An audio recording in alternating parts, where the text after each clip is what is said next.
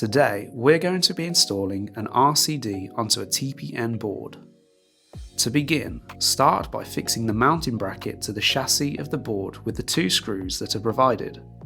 Once that is secured into position, what we then need to do, if it hasn't already been done, is drop the front mount into the downwards position. Start by loosening the 2 screws, lower it down, then tighten the screws back up.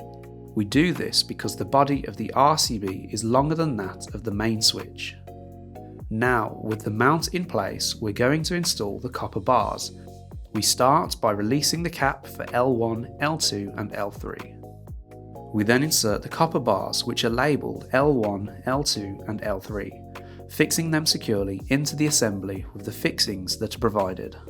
Make sure these are torqued up to the correct values. We also need to do the same for the neutral, making sure to use the 125 amp side.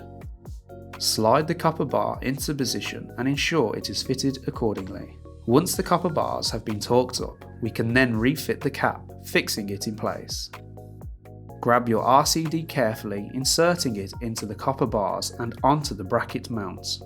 Then we're tightening up the terminals for our neutral, L1, L2 and L3.